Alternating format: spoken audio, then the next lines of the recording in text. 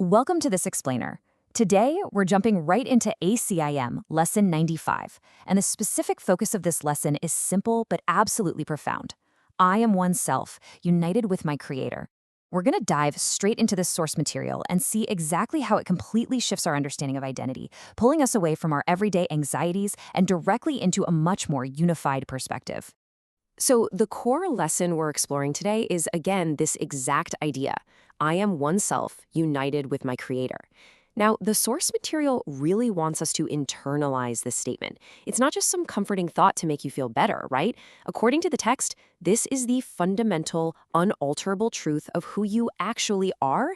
It's literally the foundation for everything we're about to cover. To guide our learning today, we're going to follow this exact roadmap. We'll cover the truth of the one self, the divided illusion, the need for mind training, the hourly practice, forgiving our lapses, and then wrap up with limitless peace. Okay, let's get into Section 1, the truth of oneself as God created you. Let's unpack the philosophy of who you truly are here. The text starts off by defining our fundamental reality as the one self. This is described as a state of being exactly as God created you, perfectly unified with all of creation. Now, what's really fascinating about this is the assertion that because of this perfect unity, making any real change in your true nature is, well, literally impossible. You're secure, completely healed and whole. The text argues that we only fail to realize this because we falsely believe we've already somehow changed or broken ourselves. Which brings us to Section 2, the divided self-illusion, and these warring parts. Now, this next concept sharply contrasts with our everyday human experience, doesn't it? I mean, if we are perfectly unified, why on earth do we feel so stressed out and fragmented all the time? Well, this brilliantly illustrates the core conflict. On one side, you have the one self, unified, changeless, totally secure in light and joy. But on the flip side, the text describes how we actually perceive ourselves, the divided self. And the source uses surprisingly strong language here. It literally calls our everyday ego a ridiculous parody of creation that's weak, vicious, ugly, and beset with pain. It describes a self divided into many warring parts, tenuously held together by an erratic and capricious maker. And this maker, our ego, is just deaf and blind to the oneness in you. It's a pretty stark comparison, but it's really meant to wake us up to the illusion we've been living in. All right, let's look at Section 3, the need for mind training and overcoming lack of focus. Because, let's be honest, recognizing the illusion is really only step one. Breaking out of it requires some actual work. The source totally gets our very human lack of mental discipline. It points out that at our current stage of learning, if we try to just sit down for an extended, hour-long meditation, our minds are inevitably going to wander. We just lack the focus. Without frequent reminders, we tend to forget our purpose for long stretches of the day. We haven't quite formed the habit yet of automatically responding to life's daily stresses and temptations with the truth of our unified identity. So we need training. This leads us right into Section 4, the hourly practice, specifically 5 minutes an hour. To impose a much firmer structure on our day, the lesson prescribes these very specific, highly structured steps to be performed every single waking hour. Step 1, dedicate the first 5 minutes of every waking hour. Step 2, affirm that core truth. I am one self, united with my Creator. And Step 3, close your eyes and slowly, thoughtfully, try to actually feel the meaning of those words sinking into your mind, actively letting them replace those false ideas of the divided self. Now, you might be wondering why a spiritual text is enforcing such rigid time management. Well, the text freely acknowledges that a rigid time schedule isn't the ultimate ideal form of practice for salvation. However, this strict structure is absolutely crucial right now. Why? Because, as the text frankly puts it, our motivation is just inconsistent and we remain heavily defended against learning the truth. The structure is basically a necessary tool to help us break through our own resistance. Let's move on to Section 5, forgiving lapses and dealing with mistakes.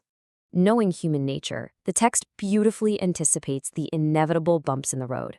What actually happens when life gets in the way? What if you miss an hour, or maybe 3 hours, or you just forget entirely until dinner time? There is a massive temptation, the text notes, to just throw your hands up in the air and regard the whole day as a total loss. But instead of judgment or punishment, the text offers this profound grace. It states plainly that when you fail to comply with the schedule, you have merely made a mistake. That's it. It just calls for correction and nothing else. You haven't ruined the practice. You haven't proven yourself unworthy. You just fell back into an old habit. We're explicitly instructed not to use our lapses as an excuse to just quit. Instead, we have to be determined to forgive ourselves for our lack of diligence. The source explains this fascinating psychological pivot here. Having tolerance for our own weakness actually enables us to overlook it and just move on. Conversely, if we obsessed over the mistake, we're giving it power. We're confusing weakness with strength. Allowing a mistake to continue unchecked, like by just giving up on the rest of the day, only creates additional mistakes and reinforces our illusions even more.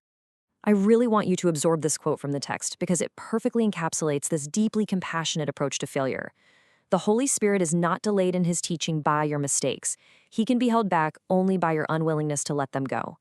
I mean, how freeing is that? Your mistakes, missing your 5-minute practice, they don't delay your progress. The only thing that delays your progress is your own stubborn guilt and your unwillingness to just forgive yourself and try again the next hour. Finally, let's look at Section 6, Limitless Peace and the True Power of the Oneself. So what actually happens when we connect with this one self? The text shows that by reaching this unified state, we aren't just finding a quiet moment of inner peace for ourselves. You're actually bringing awareness of this oneness to all minds. It claims that you have the power to literally lift the veil of darkness from the world.